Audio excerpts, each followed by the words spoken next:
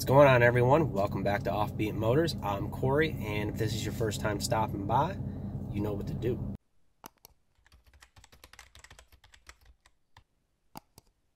Today's topic, manual transmission.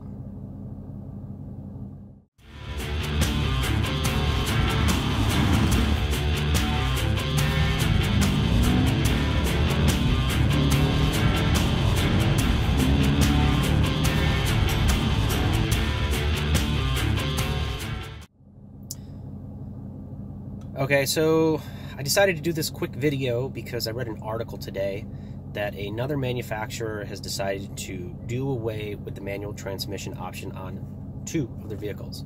Granted, the two vehicles are actually siblings and they're pretty much based upon the same platform and engine choices and transmission choices, blah, blah, blah. So the manufacturer is Audi. They announced that they are no longer going to be offering the standard transmission in the A4 or A5. So now, I believe they don't offer it at all in the S models or the RS5, so they only have automatics, and this is going to basically mean that there is nothing but automatics now available for Audi. Now, why does a manufacturer decide to get rid of a standard transmission in their vehicles at all? Well, there's a couple of different reasons. First and foremost, the bean counters take a look at everything, and they're crunching all these numbers and stuff, and just for the US, this is all based upon US. In the US, manual transmission only represents 5% of new car sales. It's a pretty low number. Now just think of it this way. If a vehicle or a manufacturer has a vehicle that is only a particular model that is only selling, at a rate of 5% compared to the rest of the lineup, chances are they're going to get rid of that model because it's not selling that well. It's not a profitable margin for them to keep around, and it doesn't make sense to them. So that's the way they look at the manual transmission as well. So with 5% being represented as the sales for new cars, a good portion of that 5% is made up of cars like the Mustang, the Camaro, and the Challenger that still offer these in their muscle cars. You do have some eco boxes and stuff that still offer them, but those are even dying off and becoming rarer and rarer as well. So sales and profit margin are one of the things that's causing them to kill them off. Another reason that they're killing them off is they can't control them. It is a manual process. It's all based upon the human, and there's always human errors and stuff. And what I mean by that is, in the US, they have standards they have to meet with miles per gallon and emissions. One of the ways that they meet those standards is by controlling the computer system for the transmission on what it's doing with the valves and everything else and the shifting, based upon what mode you have. If you notice with an automatic transmission car, which most cars have nowadays, a lot of them have selectable modes, whether it's sport mode, normal mode, and also eco mode. Standard transmissions, I know, for instance, with my Challenger, there is no eco mode. There's also no cylinder deactivation because they can't work hand in hand, so they don't put it on this car. So it's all up to me, basically. I have no computers telling me when to shift or doing all the shifting for me to make sure it was all optimal. So back to the automatics, they can control that transmission to shift based upon the mode that it's in to optimize. Let's say it's in eco mode. They will put it in whatever shift patterns and shift delays and stuff like that to optimize that fuel economy based upon the driving environment when it's in eco mode. And then obviously when you change it over to sport, you can tell instantly that it's going to hold the shift a little longer to let it rev out a little bit and whatnot, and it may not finally go into that last gear if you're on the highway or whatever. It'll lock it out in some cases. So that you have basically a Dr. Jekyll and a Mr. Hyde scenario. And I think a lot of that is prevalent with the Challengers. I don't have the experience with the Mustangs or Camaros to compare it to, but with the Challengers, when you have eco mode compared to the sport mode on, they're two completely different things in those automatics. They react differently. You have different throttle responses. It's just like a completely different car at those points. So they can kind of cater to both sides of the economist and the spirited driver. Another reason, which probably isn't that weighed heavily on the decision-making process, but in this day and age, there's a lot of pressure put on manufacturers when they come out with these new vehicles. Okay, so what's the 0 to 60? What's it do in the quarter mile? What's it do around the Nürburgring? You know, that is a standard that everybody seems to look at with these newer cars.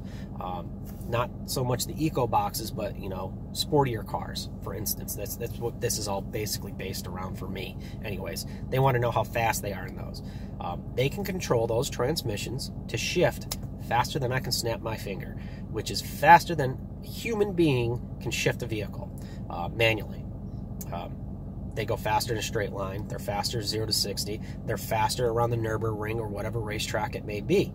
So with everything weighing heavily on those nowadays, you know, as it always has, but so much more now, when, you know, every car that comes out, they announce what their Nürburgring lap time is. They decide to go with the automatic and put all the development process into those. And then they may, you know, the standard may be an afterthought or not a thought at all. You know, look at the Dodge Demon. They did all the development on that car, and it's only was available in an automatic. You could not get a standard transmission in Demon, and that's because they were able to control everything to get it down the track as fast as possible. So those are some of the reasons of why they're doing away with them. One of the reasons I feel it should stick around is because, to me, it's an emotional thing. It makes me feel more connected to my car than an automatic. Granted, with an automatic, you can do the shifting. A lot of times they have the paddle shifters, or, you know, down on the shifter, you can slide it over and do manual there. It's just not as fun. You know, no matter how much they try to pass that off as the funner aspect of driving those things, you're missing that third pedal. You know, your brain is working in a different manner when it's driving a standard as opposed to an automatic. To me, I feel less connected to the car in an automatic than I do a standard. I got one on the steering wheel, one on the shifter, and both my feet are busy down on the footwell working the pedals.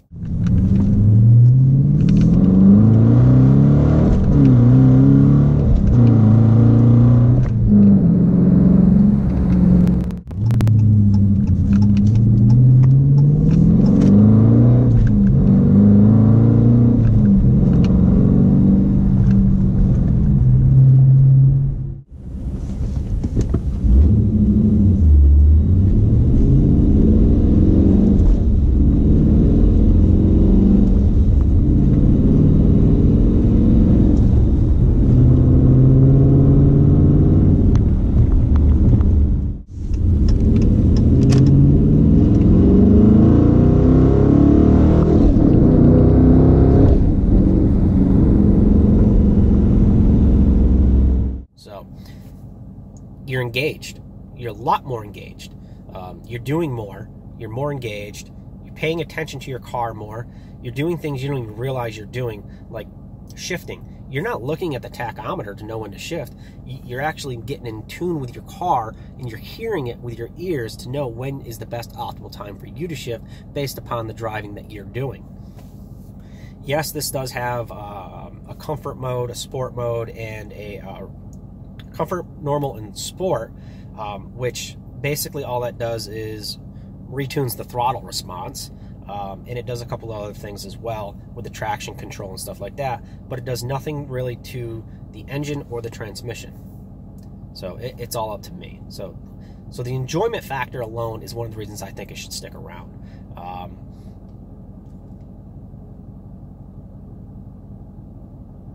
Another reason I think it should stick around is it's a no-cost option.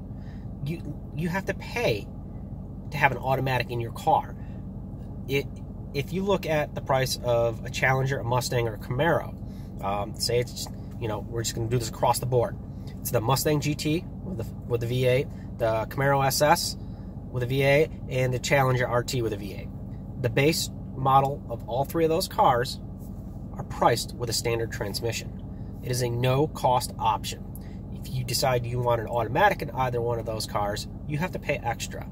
And depending upon the vehicle, I think some of the eco boxes are anywhere from $500, $600, $700 for an automatic, and they can go up to probably close to $1,800 for some of the higher end cars with the performance cars and stuff. So, you know, that's going to affect what you're going to pay for your car, obviously, because, well, you got to have an automatic. And sometimes with automatics, you have to add other things on it just to have the automatic, which could cause it to go even higher. For instance, with the Challenger, an automatic transmission, you can also get the cylinder deactivation. I don't have that, so my base price was a lot lower than a car with an automatic, obviously. So that's you know, another reason you should get an automatic or a standard transmission over an automatic, besides the fun factor and the engagement and everything. So us older guys or car guys or whatever it is you may want to look at that actually do and drive these things and enjoy them, you'll probably understand where I'm coming from on why it's an emotional connection and everything else. Some of you are probably wondering, well, what's the sense if it's not fast? Well, it's because, you know, I just said it's an emotional connection and stuff like that. And I think, I can't remember what exactly it is, but I did hear a thing like, I'm going to pick on you millennials now. Millennials these days, most of them, not all of them, most of them have never driven a standard transmission. They don't know how to drive a standard transmission, and they don't even know anybody that knows how to drive a standard transmission. To me, it kind of seems like everybody's become lazy. They don't want to take the time and learn how to do it and then actually do it. You know, because it's one less thing you have to worry about. And if you watched my last video about technology, you know, that's another one of the ways technology is ruining the driving experience for me, and it's making us a lazy driver, is it's controlling the aspect of what you're doing because you're no longer engaged with shifting the gears and working the clutch and everything. So I guess that could have been a sixth thing I could have talked about in that video. So just go ahead and add that to that. If you hadn't watched that video, link for that will be in the description below. Go ahead and check that out. So back to the millennials. You guys should learn how to drive them. You really should. They're great. They're a lot of fun, and I think you're going to agree with me if you just take the time and figure it, you know, learn how to do it. Find somebody that has one of these cars that has a standard transmission, not mine, but somebody's, and see if they'll teach you how to drive it. You know, I'm actually going to be teaching my fiance how to drive a standard because she doesn't know. If you guys want to see that, let me know. I'll see if she's up for recording that process. It ought to be pretty fun.